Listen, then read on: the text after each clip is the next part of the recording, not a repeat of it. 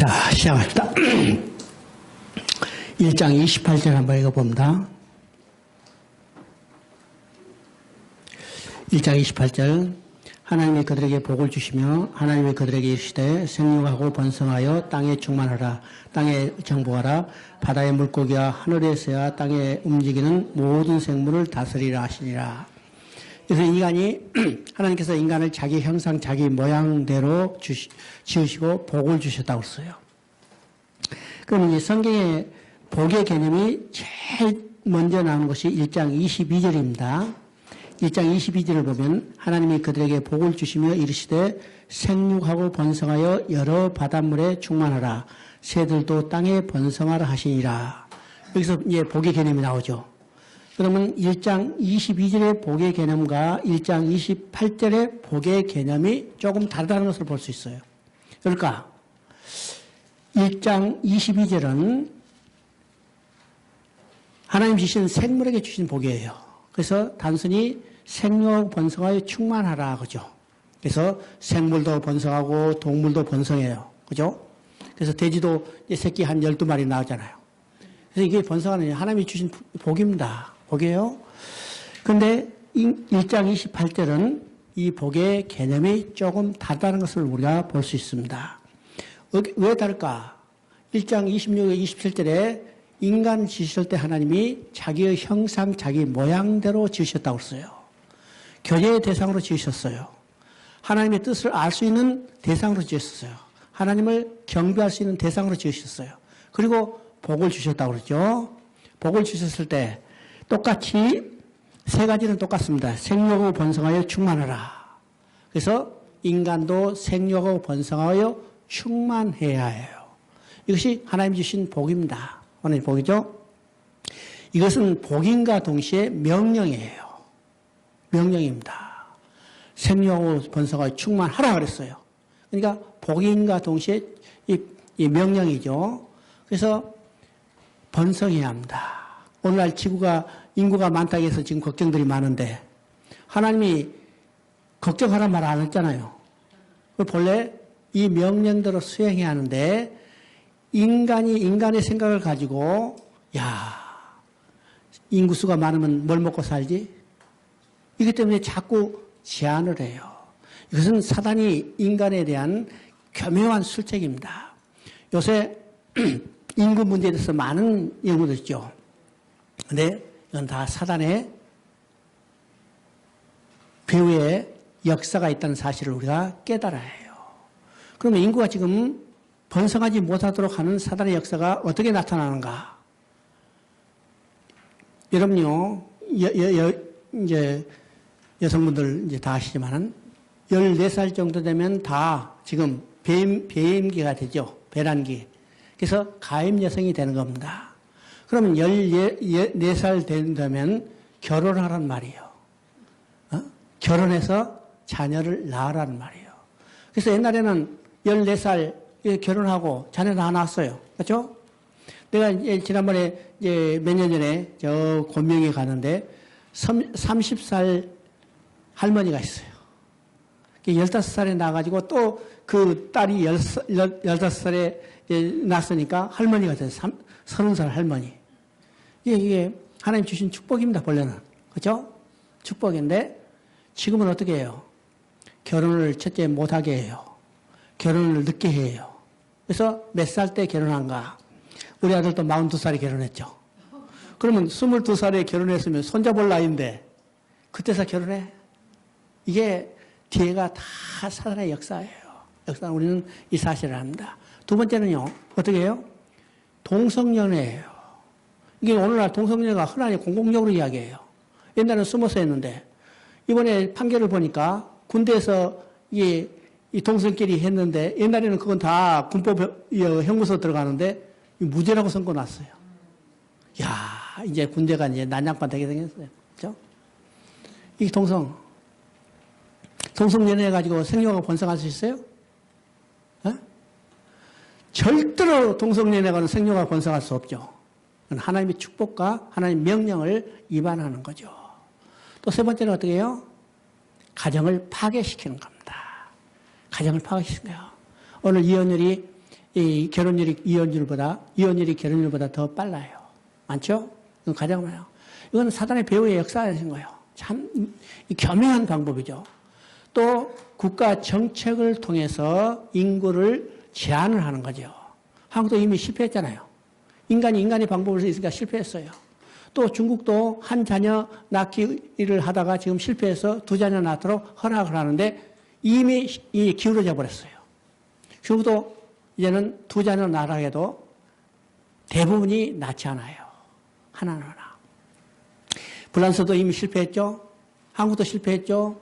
중국도 실패의 역사를 반복하고 있는 겁니다. 이것이 바로 사단의 배후의 역사하는 겁니다. 역사예요.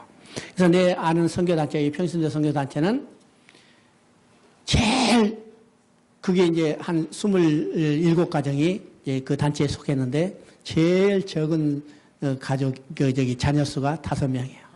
5명. 베트남에 있는 여기 선교사 가정은 거의 9명이에요. 9명. 처음에는 막 논리를 했죠. 야, 돼지 가족이냐? 그랬는데 지금 보면요. 그게 참 하나님의 뜻대로 이루어진 것을 보게 돼요. 정말 그 9가정 낳고 정말 기쁘대요. 아니, 그 가족을 지난번에 내가 그 선교사, 이제 다른 선교사 자녀가 결혼해서 왔는데 베트남에서 왔어요. 9명 다 데리고. 그러니까 식장이 부족할 수밖에 없죠. 자리가. 야, 어떻게 결혼하니? 낳기만 하면 기른대요. 그죠? 그 말이 맞는 것 같아요. 옛날에 낳기만 하면 다 길렀잖아요. 그래서 지금 이제 물론 돈이 많이 들겠지만은 하여튼 그분 더니까 잘 길렀어요. 이것이 하나님이 주신 첫 번째 복이면서 명령입니다. 복이면 명령이에요. 두 번째 복은 뭔가? 두 번째 복은 우리가 일반적으로 말하는 두 가지 복이죠. 첫째는 왕적 권세예요. 왕적 권세. 하나님이 하나님 나라를 건설하고 인간을 통해서 하나님이 그것을 다스리기를 원하시는 거죠. 그래서 하나님이 이 왕적 권세를 이임해 주는 겁니다. 이임해줘. 그래서 이것을 통해서 창세기 2장을 통해서 우리가 두 군데를 통해서 보게 되는 거죠. 2장 15절을 보면 여호와 하나님이 그 사람을 이끌어 에덴 동산에 두어, 그죠? 그 사람을 이끌어서 그것을 경작하게 하며 지키게 하시고, 여기서 지키시란 말이죠. 지킨다. 이게 바로 다스리라는 말입니다. 잘 관리하라는 말이에요. 이제 두 번째 내용은 어디냐면은 19절입니다. 여호와 하나님이 흙으로 각종 들짐승과 공중의 각종 새를 지으시고 아담이 무엇을 하고 부르나 보시려고 그것들을 그에게 이끌어 가시니 아담이 각 생물 이름을 부르는 것이 곧 그 이름이 되었더라. 아담이 생물의 이름을 지었어요. 이제 이름을 지었다는 말에는 두 가지 의미가 있습니다. 첫째는 자기 소유로 삼는 것이요. 두 번째는 통치의 의미가 있습니다. 이것이 이름을 짓는 의미가 있습니다. 여러분요, 우리가 이제 한국 국민이요. 또 한국 정부가 우리를 통치하죠. 왜일까? 한국, 주민등록에 내 이름이 들어있기 때문이요. 내 이름이 있죠. 그래서 한국 정부가 내 이름 다 써요. 내가 중국에 있으면 중국 정부 통치를 안 받아요. 원칙적으로 통치 안 받아요. 영사협정에 의해서 허락된 범위 내에서만 받지만은 만약에요 한국 정부가 날 인도해 달라면 인도해 줘야 해요. 원칙적으로 내가 중국 정부의 통치를 안 받죠. 왜요? 내 이름이 중국 정부 호구책에 없어요. 그러니까 나는 중국 정부의 소유도 아니고 중국 정부의 통치도 받지 않아요. 그러나 나는 한국 백성에서 한국 정부의 통치를 받는 것은 한국 주민등록에 내가 있기 때문이요. 이것이 이름을 짓는다는 의미입니다. 아담이 자기 생물을 이름을 지었다. 자기 소유를 확보하는 뿐만 아니라 자기 통치를 의미하는 겁니다. 이것이 첫 번째 하나님께서 인간에게 주신 왕적 권세, 이임해진 왕적 권세입니다. 또 두 번째는 어떤 것일까? 하나님이 창조의 목적은 안식에 있어요. 그 안식은 하나님과 함께 살면서 생상대로 지은 인간과 함께 살면서 기뻐하며 즐거워하며 그의 영광을 드러내는 겁니다. 이것이 하나님의 가장 중요한 창조의 목적이죠. 이것이 하나님의 안식이에요. 자기의 영광을 드러내는 것. 그러면 우주 만물을 지으신 것은 자기의 영광을 드러내는데 누구를 통해서 드러내겠냐면 인간을 통해서 우주 만물을 대표해서 인간을 통해서 하나님은 자신의 영광을 드러내기를 원하셨어요. 역시 이사야 43장 21절에 있죠. 내 백성을 찬양하면 내 영광을 찬송케 하려 함이라. 왜? 인간만이 하나님이 교제의 대상이 되기 때문에 인간만이 하나님 앞에 예배드릴 수 있고 영광을 드러낼 수 있기 때문입니다. 그렇죠? 이 말이요. 바로 2장 15절에서 우리가 보게 됩니다. 여호와 하나님이 그 사람을 이끌어 에덴 동산에 두어 그것을 경작하게 하며, 우리는 여기서 경작하게 하면 단순히 써 있지만은 이 경작하게 하는 말 속에는 두 가지 의미가 있어요. 그죠? 이 언어에는 두 가지 의미가 있어요. 하나는 여기 번역된 대로 이 농사 짓는 겁니다. 경작하게 하며. 두 번째는 이건 예배한다는 의미가 있어요. 이 예배한다는 의미는 출애굽기 3장 12절에 나타나죠. 출애굽기 3장 12절 한번 보십니다.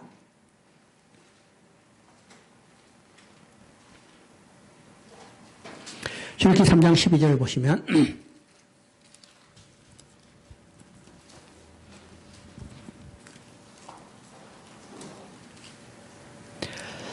하나님이 이르시되 내가 반드시 너와 함께 있으리라. 내가 그 백성을 애굽에서 인도하여 낸 후에 너희가 이 산에서 하나님을 섬기리니 이것이 내가 너희를 보낸 증거니라. 여기서 이제 섬긴다는 말은 예배드린다는 말이에요. 그러면 출애굽기에는 제사란 말도 나오고 섬긴다는 말도 나오는데 다 이런 같은 의미입니다. 같은 의미요. 예배드린다는 거죠. 여기서 말하는 이 섬긴다는 말은 앞에서 창세기 2장 15절에서 이 경작한다는 말과 히브리 언어로 동일한 말입니다. 그래서 학자들이 이것은 예배드리기 위한 존재로 만들었다고 이야기해요. 물론 두 가지 다 인간에게 주신 사명이지만은 여기서 예배드리게 하는 복, 이것도 하나님을 영광을 드러내게 하는 것. 그래서 하나님이 인간을 자기 형상대로 지으시고 주신 복은 일반은 똑같이 생물과 똑같은 생명하고 번성에 충만하라는 이 복이고, 두 번째는 왕적 권세, 세 번째는 제사장적 축복인 것을 우리가 보게 됩니다. 그래서 우리 이제 생명하고 번성하고 충만하는 것은 타락한 이후에도 똑같이 그게 존재했어요. 생명하고 번성하고 충만해요. 그런데 왕적 권세는 어떻게 되는가? 사단에게 뺏겨서 사단에 매어 일생 죽기를 무서움으로 매어 종노를 하는 노예로 전락됐죠. 또 하나님의 영광만 찬양하라는 제사장적 축복은 짐승과 버러지 형상의 우상을 만들어놓고 이것이 하나님이다 하고 우상을 섬기는 존재로 변해버렸어요. 그랬죠? 그런데 하나님이 구원격을 이루셔서 그를 다시 회복시키면 뭐가 회복됐어요?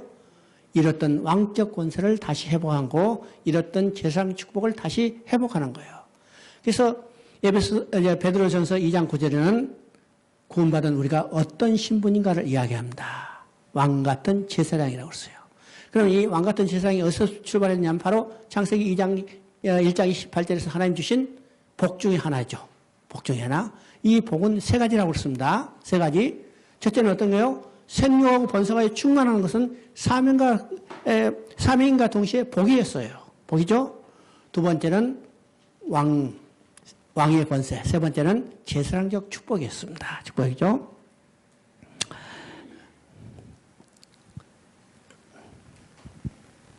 네, 창세기 2장 7절 한번 봅니다. 여호와 하나님이 땅의 흙으로 사람을 지으시고 생기를 그 코에 불어넣으시니 사람이 생명이 된지라.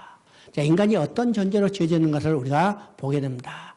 여기서 우리가 인간이요, 흙으로 지으시고 코에 생기를 불어넣었다. 이 말을 통해서 하나님, 인간이 얼마나 영광스러운 존재로 지어졌는가를 우리가 깨닫게 돼요. 두 번째는 하나님, 인간이 얼마나 사랑스러운 존재로 지었는가를 깨닫게 되죠. 그러면 인간이요, 흙으로 지으시고 생기를 불어넣었을 때 첫째는 영광스러운 존재요, 두 번째는 사랑스러운 존재인 것을 알아야 합니다. 자, 다 모든 것은 하나님 말씀을 지었는데 인간은 흙으로 지으시고, 그죠? 흙은 정말 가치없는 존재예요. 여러분 보세요. 인간이 내가 몸이 75kg다. 75kg 고깃덩이 값 얼마나 나가겠어요? 이건 돼지 값보다 못하죠.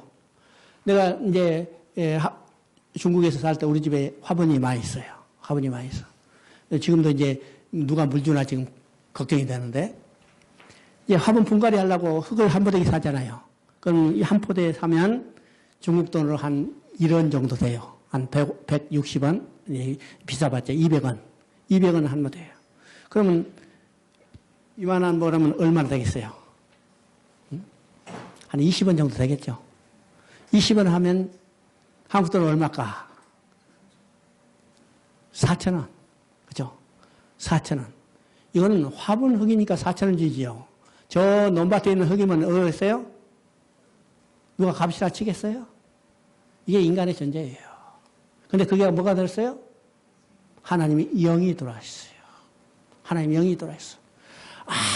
아무런 가치 없는 존재, 이 쓰레기 같은 존재 속에 하나님이 영이 들어와 있다는 것은 얼마나 존귀한 존재인가를 우리가 깨닫게 되는 거죠. 존귀한 존재로. 또 하나님이 흙으로 지으시고 코에다 생기를 불어넣으시셨어요. 여러분 이 장면을 한번 연상해 보세요. 머릿속에 생각해 보세요. 흙으로 지으시고 코에다 생기를 불으니 중국 사람 좋아하는 대로 장풍으로 휙 불어넣는 게 아니에요. 이제 들어 누워 있는데 엎드렸겠죠? 서 있던 하여튼 흙으로 지으시고 코에다 생기를 불어넣더니 코와 입을 맞대고 지금 불어넣는 겁니다. 이 모습은 어떤 모습 같아요? 우리가 사랑하는 자녀들이 잠을 자고 있을 때 아주 예뻐서 엎드려서 볼을 맞대고 뽀뽀하는, 입을 맞대고 뽀뽀하는 그 장면과 같은 거죠. 얼마나 사랑스러운 존재인가. 하나님은 이 사랑스러운 존재로 지으셔서 함께 살면서 기뻐하며 즐거워하며 그의 영광을 드러내기를 원하셨던 거예요. 이게 하나님의 창조의 목적이에요. 우리가 자녀를 낳은 마음도 여기에 있다는 사실을 우리가 알아야 합니다. 이런 존재를 잊어버렸을 때 찾지 않겠는가? 부모가 자식을 반드시 찾듯이 하나님도 반드시 찾게 된다는 거예요. 찾게 되는죠. 우리가 성경을 통해서 가장 제가 강조하는 것은 하나님이 창조의 목적을 알아야 하나님이 잃어버린 자식을 찾는 구원의 마음을 깨달을 수 있다고 제가 강조를 하는 겁니다. 강조하죠. 자, 우리가 구절을 보면 여호와 하나님이 그 땅에 보시기에 아름답고 먹기에 좋은 나무가 나게 하시니 동산 가운데는 생명나무와 선악을 알게 한 나무도 있더라. 그렇죠? 있더라죠. 그리고 이제 16절에 보니까 여호와 하나님이 그 사람에게 명하여 이르시되 동산 각종 나무의 열매는 내가 임으로 먹되 선악을 알게 하는 나무의 열매는 먹지 말라. 내가 먹는 날에는 반드시 죽으리라 하시니라. 그럼 우리가 구절을 보죠. 여기에 동산 가운데 생명나무와 선악을 알게 하는 나무가 있더라. 여기요. 그 에덴 동산에 수많은 나무가 있어요. 수많은 나무가 있죠. 근데 동산 가운데란 말과 생명나무와 선악을 알게 한 나무, 이 나무의 이름을 특별히 비유해서 하나님의 주권을 여기서 이야기합니다. 많은 동산의 그 넓은 지역에 많은 나무가 있었어요. 그러나 이 동산 중앙이라는 이 지역적인 개념을 한 개와 그 다음에 다른 나무가 많이 있었지만은 생명나무와 선악을 알게 한 나무 이름을 특정 지음으로 해서 하나님의 주권을 이야기하고 있습니다. 이 범위를 침범하지 해서는 안 된다는 거예요. 생명의 주권자가 누구인가? 선악의 판단의 주권이 누구에 있는가를 알게 하는 거예요. 알게 하는 거죠. 그 다음에 이제 16절, 17절입니다. 여호와 하나님이 그 사람에게 명하여 이르되 동산 각종 나무의 열매는 내가 임의로 먹되. 그죠? 자, 다 먹을 수 있다는 거예요. 그러나 하나님이 정한 그것만 먹지 말라고 특정 지어주죠. 그죠? 그래서 17절에 보면요. 선악을 알게 하는 나무의 열매를 먹지 말라. 내가 먹는 날은 반드시 죽으리라 하시니라. 자, 이 말이 이제 어떤 의미인가를 우리가 잘 이해해야죠. 이미 여러 번 강조했지만은 이 내용을 확실히 알아야 성경 전체를 우리가 이해할 수 있습니다. 선악을 알게 한 나무의 열매를 먹지 말라. 내가 먹는 날은 반드시 죽으리라 하시니라. 우리가 이제 이것을 성경을 해석할 때, 이건 금지 명령이다. 이렇게 이제 이야기해요. 물론 분명히 이건 금지 명령이죠. 먹지 말라. 먹지 말라 했으니까 금지 명령이에요. 우리가 금지 명령으로만 해석한다면 하나님을 고약한 하나님으로 만드실 수 있어요. 그죠? 왜 하나님이 선악과를 거기다 두시고 먹지 말라고 했을까? 아예 선악과를 두지 않으셨다면 인간이 범죄할 일도 없죠. 따먹을 일도 없죠. 범죄할 일도 없죠. 그런데 선악과를 두시고 먹지 말라 이 금지 명령으로만 이야기한다면 하나님을 고약한 하나님으로 만드실 수 있어요. 우리 성경 해석에 많은 차이가 있죠. 그러면 하나님이 왜 선악과를 두시고 먹지 말라 했을까? 이 하나님의 관점에서 우리가 이 내용을 이해해야 합니다. 왜 먹지 말라 했을까? 저녁에 여기 겨울이 되면요. 지금은 이제 그런 일이 없지만 옛날에 난로 따뜻하죠. 석유 난로 놓고 방에 놓고 얘들아 어떻게 하면 손대면 안 돼. 그렇죠? 손대면 안 돼. 그럼 왜 거기다 뒀어요? 아예 안 됐으면 손대고 될 일도 없는데 그러니까 이거 호기심 때문에 탁 되냐. 그죠? 왜 거기다 뒀어요? 방을 따뜻하게 해가지고 얘가 잘 살게 하기 위해서 하는 거잖아. 그러니까 이 부모의 마음과 자식의 마음을 생각해요. 왜 아빠는요, 손대지 말라고 해요. 시커먼 거, 시뻘가니까 한번 손대고 싶은데. 그죠? 우리가 관점을 달리 봐야 합니다. 달리 봐야 해요. 그러면 창세기 2장 17절은 하나님의 관점에서 어떤 의미가 있는가를 생각하죠. 성경 전체에서 하나님과 인간의 관계를 세 가지 관계로 이야기합니다. 세 가지 관계를. 첫째 관계는 왕과 백성의 관계예요. 지금 하나님의 창조의 목적은 하나님 나라를 건설한다 했죠. 자, 하나님 나라에는 누가 있느냐면 벌써 통치자인 왕이 있어야 해요. 왕은 누구냐? 하나님 자신이요. 또 백성이 있어야죠. 백성은 하나님 자기 형상대로 지은 인간인 아담과 하와가 백성이에요. 그러면 왕과 백성이 있다면, 이 백성만 있다면 나라가 승리했다는가? 더 중요한 것이 있죠. 왕이 백성을 다스리는 주권이 있어야 해요. 만약 왕이 있다 하더라도 주권이 없다면 이건 허수아비 왕이에요. 허수아비 왕이죠. 주권이 뭘로 나타나냐면 법으로 나타나요. 또는 명령으로 나타나죠. 그러면 창세기 2장 17절은 하나님이 백성을 다스리는 주권입니다. 주권 곧 법이에요. 문제는 백성된 인간이 이 법을 지키지 못한다 했죠. 만약 이 법을 지켰다면 하나님이 통치한 나라에서 하나님 주신 생명으로 하나님의 공급을 받으며 하나님과 영원히 함께 살 수 있어요. 그런데 백성인 인간이 이 법을 지키지 못했던 데 있습니다. 그렇죠? 그래서 어떤 학자는 이것은 생명의 언약이라고 합니다. 이 법만 지켰다면 하나님이 주신 생명으로 하나님의 공급으로 하나님 나라에서 영원히 함께 살 수 있었다. 그죠? 두 번째 관계는 남편과 아내의 관계입니다. 남편과 아내의 관계. 그러면 하나님은 남편이고 아담과 하와는 아내라는 얘기죠. 그럼 다른 말로 하면요. 그리스도와 우리는 남편과 아내의 관계예요. 하나님과 우리의 관계는 남편과 아내의 관계예요. 이 성경은 하나님과 우리의 관계, 그리스도와 우리의 관계를 창세기부터 시작해서 계시록까지 계속해서 남편과 아내의 관계로 이야기합니다. 여러분 계속해서 반복해서 이야기하죠. 다음에요. 우리 이제 신학에서도 계시록 마지막 19장에서 어린 양의 혼인잔치가 나옵니다. 그 어린 양의 혼인잔치의 신랑은 누구예요? 어린 양 대신 예수 그리스도예요. 신부는 구원받은 우리들이죠. 성도들이죠. 그러면 그리스도와 우리 관계는 남편과 아내의 관계예요. 에베소서 5장 31절 32절에서도 이야기합니다.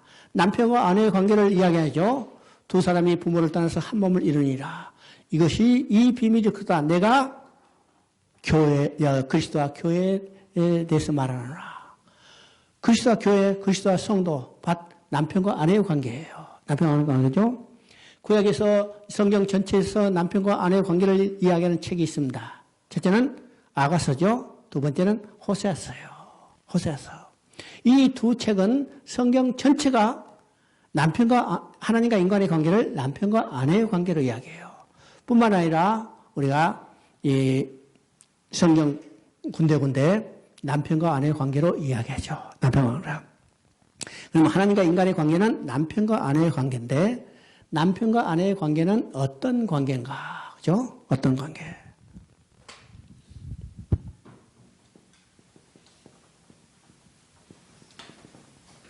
이 관계는 결혼의 관계입니다. 결혼의 관계. 결혼하지 않으면 어떤 남자에게도 남편이라 부를 수 없고 결혼하지 않으면 어떤 여자에게도 아내라 부를 수 없어요. 그래서 이 두 관계는 결혼의 관계입니다.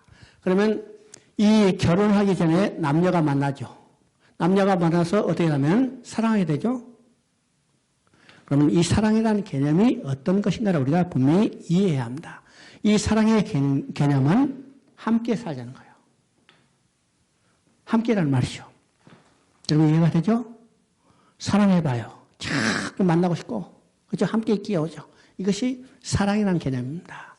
그러면 남녀가 사랑해도 함께 있기를 원하고, 하나님이 인간을 사랑해도 하나님과 인간이 함께 있기를 원하는 거죠.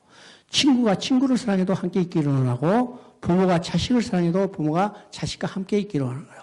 그러니까 사랑이라는 근본적인 설계에 함께 있기를 원하는 겁니다. 함께는요. 성경은 함께라는 말로 시작해서 함께라는 말로 끝나요. 그렇죠? 성경은 함께라는 말로 시작해서 함께로 끝나요. 이만 다르면요. 하나님이 우리를 그만큼 사랑한다는 거예요. 어떻게 사랑해요? 영원히 함께 있기를 원하시는 것이 하나님의 마음입니다. 마음이죠? 자, 결혼하기 전에는 두 남녀가 사랑하지만은 함께 살 수 없었죠. 그래서 어떻게 해요? 결혼하는 겁니다. 결혼의 목적은 하나예요. 함께 사는 거죠. 결혼의 목적은 함께 사는 거예요. 그 동기는 사랑이지만은 목적은 함께 사는 거예요. 함께 살 때 어떻게 해요? 결혼하는데, 결혼할 때 서약이 필요하죠. 서약. 결혼 서약. 이 서약이 창세기 2장 17절이에요. 2장 17절. 이 서약만 지켰다면 인간은 하나님과 남편과 아내의 관계에서 영원히 함께 살 수 있어요. 영원히 함께 살 수 있어. 근데 문제는 뭐냐? 아내된 인간이 이 언약을 어겼다는 겁니다. 어겼다는 거예요. 그래서 호세아 6장 7절 한번 읽어봅니다. 호세아 6장 7절.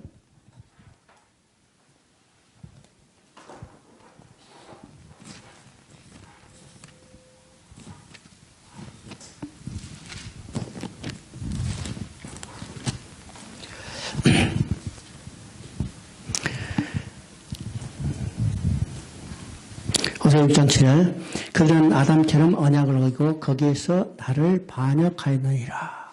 호세아서는 어떤 책이라고 써요? 성경 전체가 하나님과 인간의 관계를 남편과 아내의 관계로 되어있죠. 호세아 고멜, 바로 이 관계를 통해서 하나님과 인간의 관계, 하나님과 이스라엘의 관계를 남편과 아내의 관계로 이야기한다고 씁니다. 그런데 여기서 지금 뭐라고 하냐면 그들이 아담처럼 언약을 어기고, 누구냐면 바로 이스라엘 백성을 이야기하는 거예요. 이스라엘 백성이 아담처럼 언약을 어기고, 여기서 아담이 언약을 어겼다고 분명히 이야기하죠. 그러면 아담이 어긴 것은 어떤 것을 어겼어요? 선악과를 따먹지 말라. 이것을 어겼어요. 그러니까 바로 이 창세기 2장 17절은 결혼의 서약을 어긴 것과 마찬가지죠. 마찬가지입니다. 세 번째 하나님과 인간의 관계는 아버지 아들의 관계예요. 아버지 아들 관계요. 이건 아주 가장 쉽게 이해되는 것이 아버지 아들의 관계죠. 오늘 우리가 기도할 때도 하나님을 아버지라 불렀어요. 그렇죠? 아버지라 불렀어요. 내가 하나님을 아버지라 불렀으면 당연히 나는 그의 자녀죠. 자녀예요. 이것이 하나님과 인간의 관계입니다. 그러면 이 인간의 관계는, 하나님과 아버지 아들의 관계는 혈연적 관계고 끊을 수 없는 거죠. 또 뿐만 아니라 이것은 순종의 관계입니다. 순종의 관계. 그래서 순종의 언약으로 주신 겁니다. 그래서 이 하나님과 인간의 관계를 이 세 가지 관계로 말씀하시고 이 세 관계를 이어주는 것이 바로 창세기 2장 10절의 이 언약이라는 사실입니다. 언약이요. 그래서 이 언약만 지키면 하나님과 인간은 이 세 관계를 유지하며 영원히 하나님과 함께 살 수 있었어요. 함께 살 수 있었죠. 그런데 인간이 이 언약을 어기고 범죄하고 하나님을 떠났죠. 떠난 인간을 돌아오게 하는 것이 하나님의 구원 계획입니다. 구원 계획이요. 이 구원 계획을 다 이뤘다고 이제 계시록에서 완성을 선언하는데 이것이 계시록 21장에 나옵니다. 그래서 이 계시록 21장 1절부터 7절까지 한번 읽어보십니다.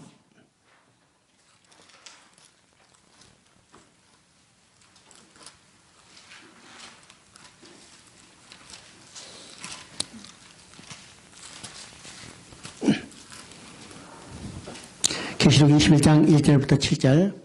또 내가 새 하늘과 새 땅을 보니 처음 하늘과 처음 땅이 없어졌고 바다도 다시 있지 않더라. 또 내가 봄에 거룩한 성 새 예루살렘이 하나님께로부터 하늘에 내려오니 그 준비한 것이 신부가 남편을 위하여 단장한 것 같더라. 내가 들으니 보좌에서 큰 음성이 나서 이르되 보라 하나님의 장막이 사람들과 함께 있음에 하나님이 그들과 함께 계시리니 그들은 하나님의 백성이 되고 하나님은 친히 그들과 함께 계셔서 모든 눈물을 그 눈에서 닦아주시니 다시는 사망이 없고 애통하는 것이나 고가는 것이나 아픈 것이 다시 있지 아니하리니 처음 것들이 다 지나갔음이르라.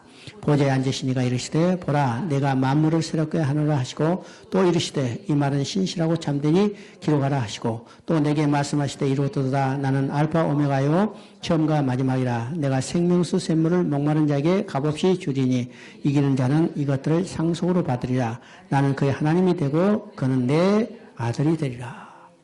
자, 창세기 2장 17과 연관해서 이것을 얘기해요. 창세기 2장 17절은 하나님 주신 언약이에요. 이 언약을 지키면 이 세 가지 관계를 유지하면서 영원히 하나님과 함께 살 수 있는데 인간이 이 언약을 어기고 타락하고 하나님을 떠났어요. 떠난 인간을 버리지 않으시고 돌아오게 하는 것이 하나님의 구원계획이고 그 구원계획을 이루시는 일을 역사적인 사건을 통해서 기록해 주신 것이 성경이고 그래서 계시록에서 그것을 완성했다고 선언하죠. 그래서 21장 6절에 내게 말씀을 다 이루었다. 나는 알파 오메가라고 그러죠. 여기서 다 이뤘다. 아까 얘기했죠. 성경에 4번에 다 이뤘다는 말 중에 마지막에 하나님의 계획과 목적이 다 완성됐다는 거예요. 완성됐다. 그러면 무엇을 완성했는가?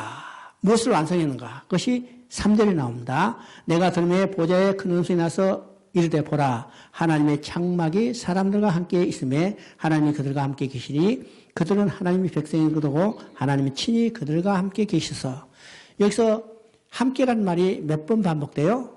직접적으로는 3번 반복돼요. 그렇죠? 직접적으로는 3번 반복으로 또 한 번에 반복이 나오는데 그것은 장막이라는 말을 통해서 나옵니다. 장막. 우리 이제 성전의 개념에 대해서도 우리가 이해가 돼야 합니다. 성전.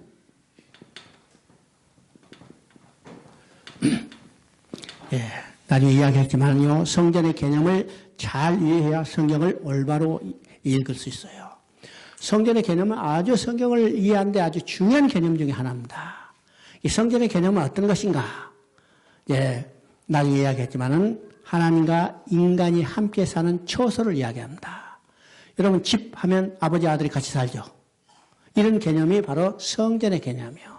성전은 하나님과 인간이 함께 사는 처소를 성전의 개념이어야 합니다. 성전은 근본적으로요, 눈에 보이는 건물이 아니에요. 하나님과 함께 있는 그 자리가 바로 성전이에요. 성전이죠? 그래서 오늘 우리가 성전이 어디냐면 우리 마음에 지어졌고 그 안에 하나님이 계시는 것이요. 그죠? 이 성전의 개념입니다. 여기서도 지금 하나님이 장막이에요. 그러니까 하나님이 함께 계시는 거예요. 그러면 지금 3절에만 하나님이 함께 계시다는 말 몇 번이요? 4번 나오죠? 4번만요. 왜 성경에서 가장 많이 반복되는 말이 어떤 말인가? 여러분, 함께라는 말입니다. 함께라는 말이에요. 우리 함께라는 말을 별로 이제 관심 없이 썼는데, 함께라는 말을 이해할 때, 임마누엘이라는 말, 그거 한마디로 말은, 임마누엘이라는 말이 얼마나 중요한 것을 우리가 깨달아야 해요. 그죠? 마태복음은요, 임마누엘을 시작해서 임마누엘로 끝나요. 아니, 복음서 전체가 임마누엘로 있어서 임마누엘로 끝나요. 왜일까? 하나님이 창조의 목적이 임마누엘이에요. 구원의 목적이 임마누엘이에요. 그렇죠? 함께 사는 거예요. 그래서 마태복음 1장 23절에 보면요, 처녀가 잉태의 아들 낳으니 그 이름을 임마누엘이라 번역하면 하나님이 함께 계심이라. 임마누엘 시작하죠? 20장, 28장, 20절에 세상 끝날까지 항상 너희와 함께 있으리라. 임마누엘로 시작했어요. 이 성경이 임마누엘로 시작해서 임마누엘로 끄는 거야. 그러면 하나님의 창조의 목적이 자기 형상대로 지은 인간과 함께 살기는 거예요. 함께 살면서 기뻐하며 즐거워하며 그의 영광을 드러내는 것이 하나님의 창조의 목적입니다. 목적이죠. 그래서 다 이뤘다. 뭘 다 이뤘어요? 함께 사는 것을 다 이뤘어요. 떠났던 인간을 돌아오게 해서 함께 사는 것을 다 이뤘다고 선언하죠. 선언하셨어요. 그래서 여기서는 알파 오메가라고 그래요. 알파는 창세 때 알파로 시작했어요. 창세 때 알파로 시작한 것은 함께 살기를 원하시죠. 하나님 창조의 목적이죠. 오메가다.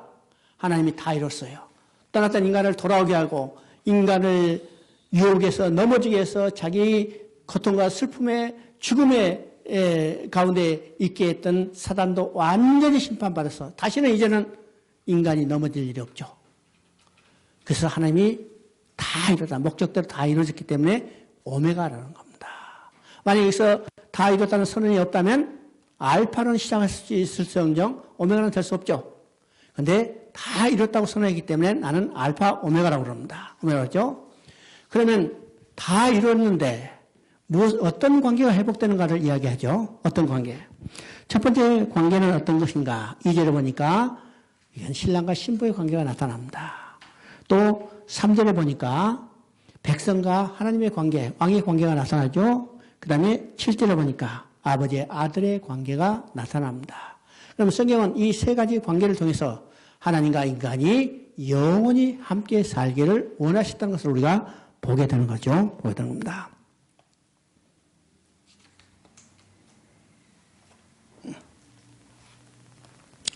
우리 이제 아까 안식을 봤는데 성경에서 안식의 개념은 이제 중요한 개념 중에 하나라고 했습니다. 안식, 성전, 하나님 나라 이런 개념들을 우리가 이제 잘 이해해요. 이런 것들이 우리가 이제 전체적으로 성경을 읽는데 아주 핵심적인 내용들입니다. 하나님은 안식이라고 써요. 안식은 뭐라고 써요? 자기 형상대로 지은 인간과 함께 살면서 기뻐하며 즐거워하며 그의 영광을 드러내는 거예요. 그런 거죠? 그러면 이 안식을 하나님이 누리기 위해서 자기 인간을 자기 형상대로 지었는데 그리고 영원히 함께 살기 위해서 언약을 주신데 이 인간이 언약을 어기고 하나님을 떠났어요. 떠났죠? 그러면 누구의 안식이 깨졌어요? 누구의 안식이 깨졌어요? 하나님의 안식이 깨졌죠. 하나님의 안식이 깨졌을 뿐만 아니라 하나님과 함께 누렸던 인간의 안식도 깨진 겁니다. 깨지죠? 그러면 하나님의 구원의 계획은 어떤 것이냐면 이 안식을 회복하는 거예요. 이 회복하는 것은 어떤 것이요? 떠났던 인간을 돌아오게 하는 겁니다. 돌아오는 거예요. 그러면 하나님이 구원계획을 이루시는 궁극적인 목적은 자기 안식을 회복하는 데 있어요. 회복하는 데죠. 히브리서는 그것을 이야기하죠. 히브리서는 이제 이스라엘 백성을 모세를 통해서 애굽에서 건져내서 가나안 땅에 들어가는 하는 것을 하나님이 이루실 안식의 예표로 주어지고 있습니다. 안식을 예표해 주셨어요. 그래서 히브리서는 이제 이야기하죠. 모세를 통해서 너에게 안식을 줬는데 모세도 그 안식을 이루지 못했다. 모세가 이루지 못했으면 실패하는 것이다. 아니다. 여호수아를 통해서 이루게 했다요. 여호수아를 통해서 이스라엘 백성을 이끌고 가나안 땅에 들어갔어요. 하나님이 안식을 주셨다고 그랬어요. 안식을요. 여호수아서 21장 43절 44절에 보면 안식을 주셨다고 그랬죠. 그러면 여호수아를 주셔서 주시는 이 안식이 영원한 안식인가? 이것은 그림자에 불과하다는 거예요.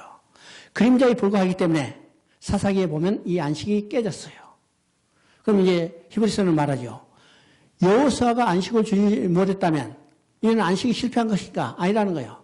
하나님이 남은 안식이 있다고 그래요. 그 남은 안식은 누구를 통해서 주실 안식이냐면 예수 그리스도를 통해서 성취될 안식을 이야기합니다. 그러면 이 말은 어떤 말이요? 하나님을 떠난 인간을 돌아오게 해서 하나님이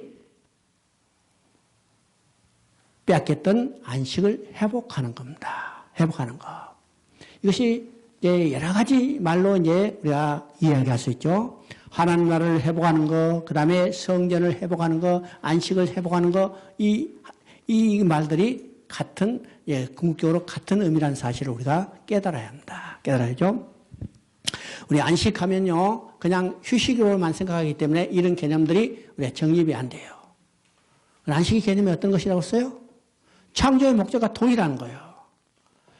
창조의 목적, 우리가 여러 가지로 생각하죠. 첫째는 하나님 나라를 건설하는 것이요. 두 번째는 하나님의 성전을 건설하는 것이요. 세 번째는 하나님의 안식을 여기 누리는 거죠. 이것이 창조의 목적과 동일한 것입니다. 하나님 나라도 하나님과 인간이, 하나님 백성이 되고, 하나님이 왕이 되고, 인간이 백성에서 하나님이 통치한 나라에서 하나님과 인간이 영원히 함께 사는 것이 하나님 나라예요. 성전도 하나님과 인간이 영원히 함께 누리며 사는 자리가 성전이에요. 성전. 그 다음에 안식도 마찬가지죠. 그러면 안식이 깨졌다. 하나님 나라가 파괴됐다. 성전이 무너졌다.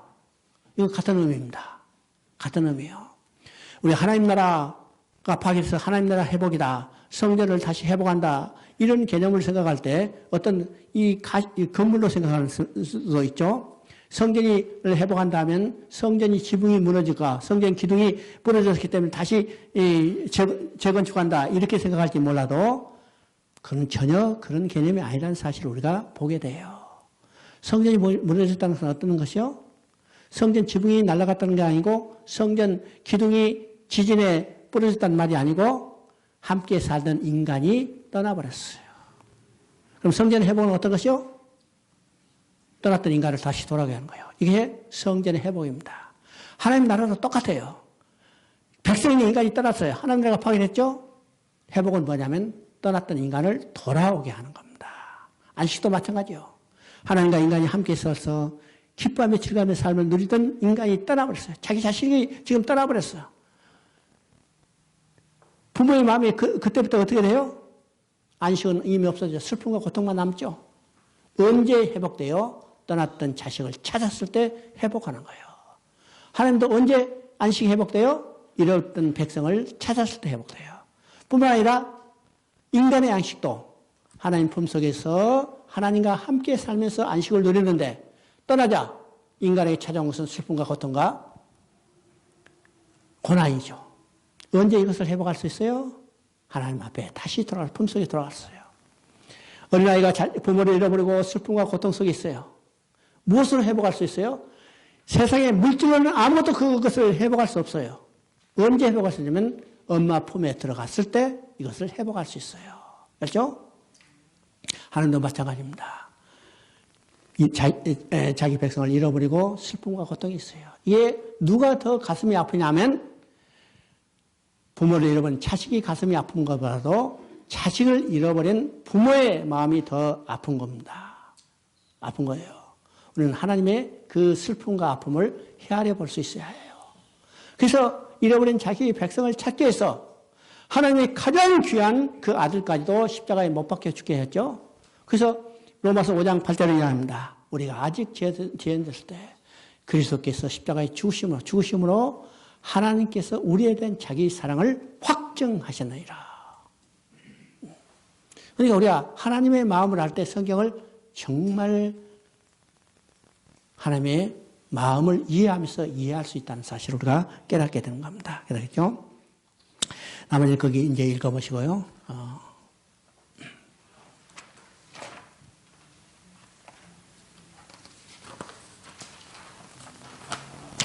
이제 2장 18절을 이제 장세로 다시 돌아가서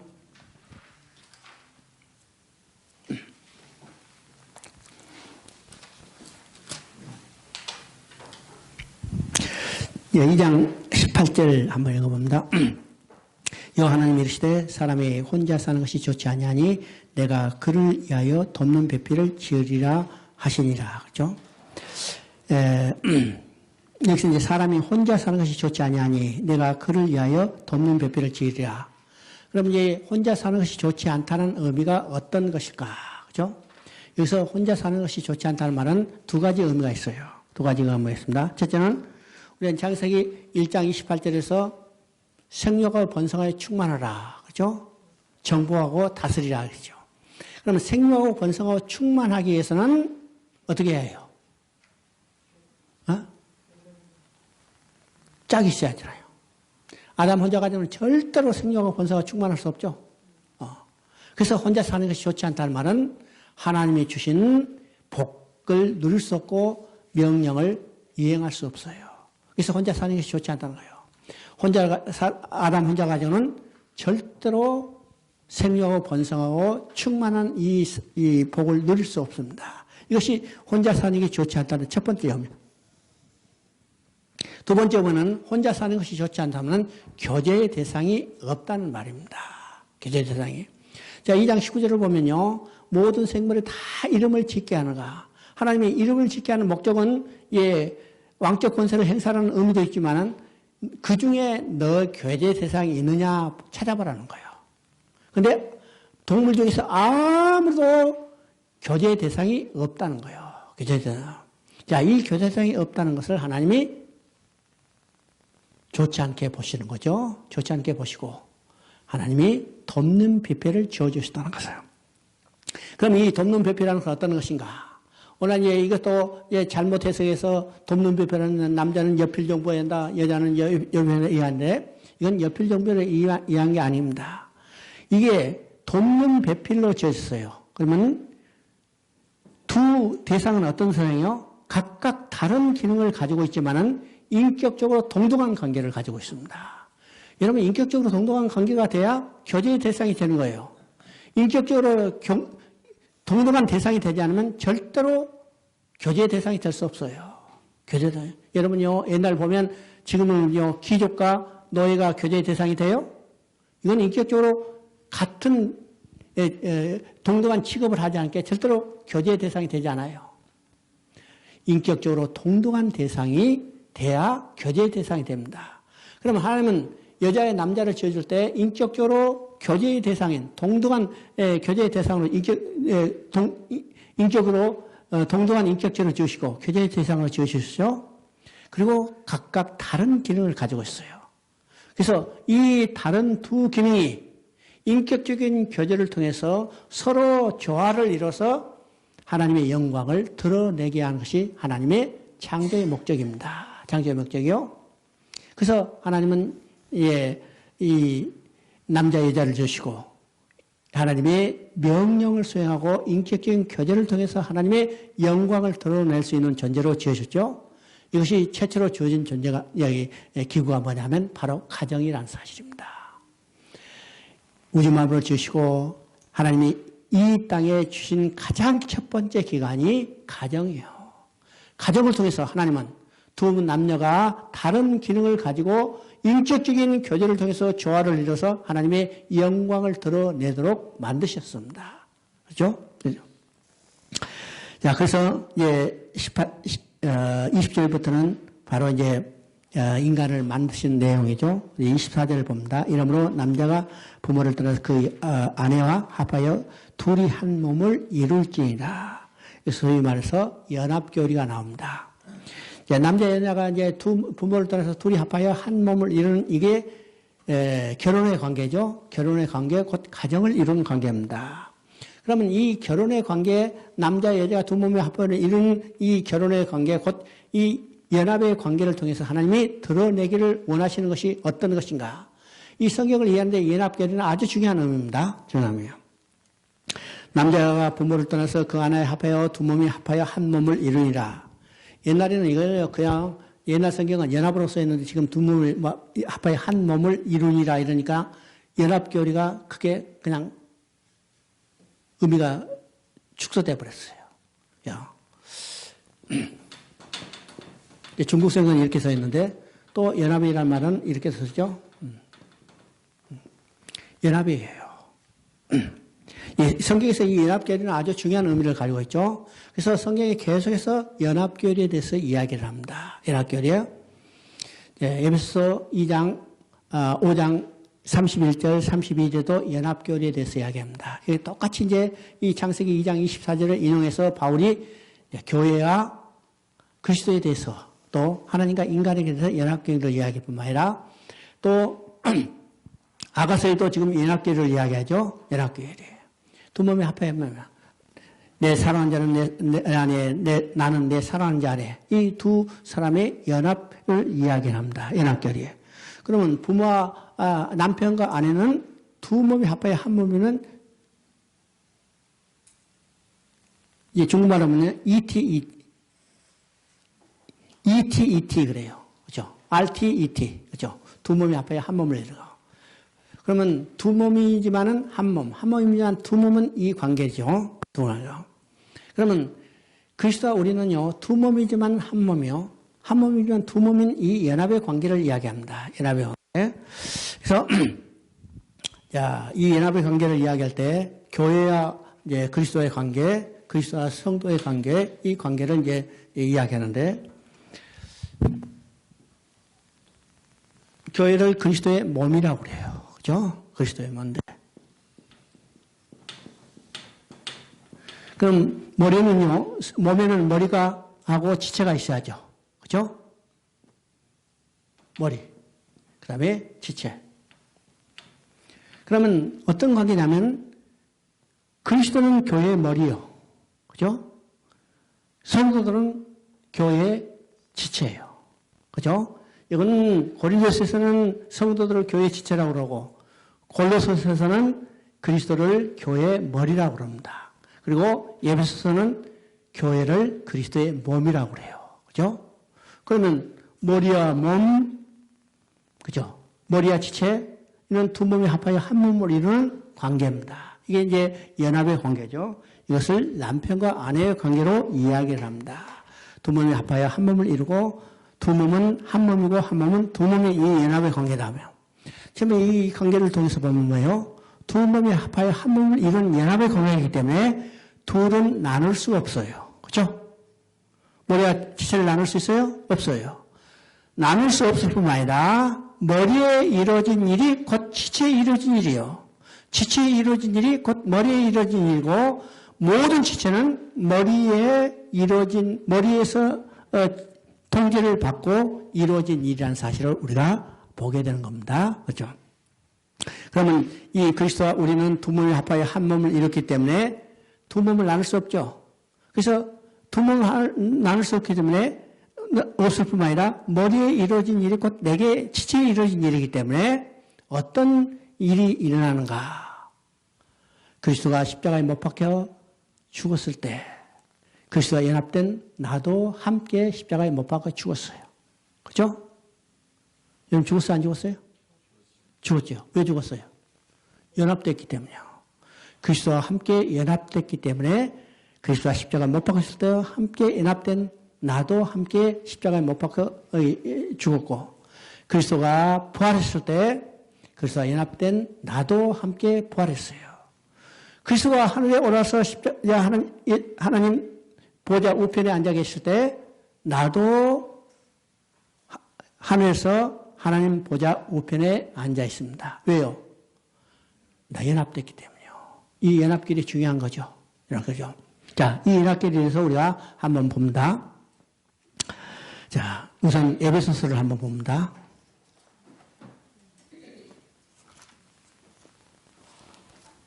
에베소서 5장 31절 32절.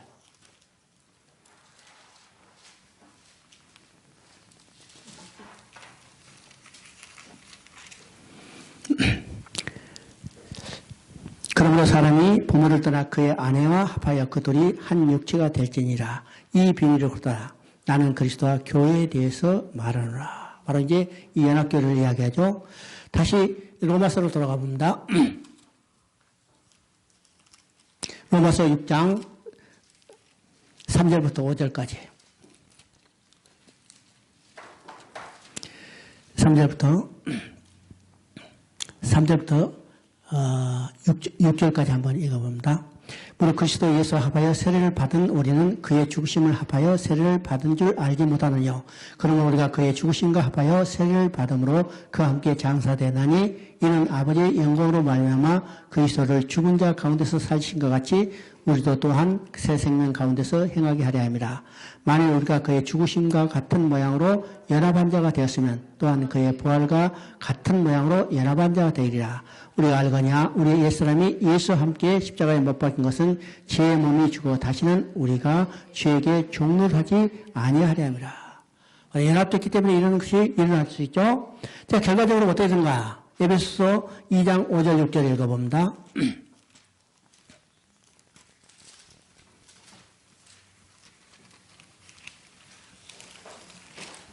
에베소서 2장 5절 6절. 허물로 죽은 우리를 그리스도와 함께 살리셨고 너희는 그 은혜로 구원을 받은 것이라. 또 함께 일으키사 그리스도 예수 안에서 함께 하늘에 앉히시니. 그렇죠? 이것이 연합됐기 때문에 이게 가능한 거예요. 그럼 우리는 지금 어디 있어요? 죽일 육신의 몸은 지금 이 땅에 있지만은 우리의 실체는 어디냐면 그리스도와 함께 하늘에 하나님 우편에 앉아 있는 거예요. 우리는 그 실체를 바라볼 수 있어야 해요. 바라볼 수 있어요. 그 실체를 바라볼 수 있어야 합니다. 봤어요? 어? 봤어요. 봤다면 이건 이단이에요. 그죠? 성경을 통해서 우리는 확신하는 거예요. 그죠? 성경을 통해서 확신해. 우리는요, 이 연합을 통해서 우리가 어디에 지금 존재하는가. 나는 죽을 육신의 몸은 이 땅에 있지만은 내 실체는 하나님 우편에 있다는 사실이요. 성경은 이것을 계속해서 우리에게 깨닫게 해주는 겁니다. 계시록에 보면 다른 그런 사실들이 계속 나타나죠. 요한이 지금 땅에서 지금 핍박을 받고 있어요. 핍박을 받고서 죽을 고생을 하고 있는데 환상 가운데 뭘 보여줬어요? 하늘이 열리고 하늘 보좌를 보여줬어요. 그 하늘 보좌에 어떤 모습이요? 보좌 주위에 24개의 보좌가 있고 그 장로들이 거기에 관을 쓰고 앉아있어요.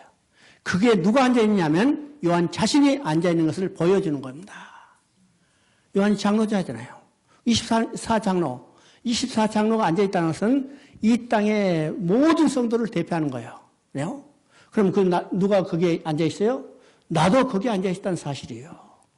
오늘 우리가 신앙생활은 그 소망을 바라보고 살아가는 것이 우리 소망입니다.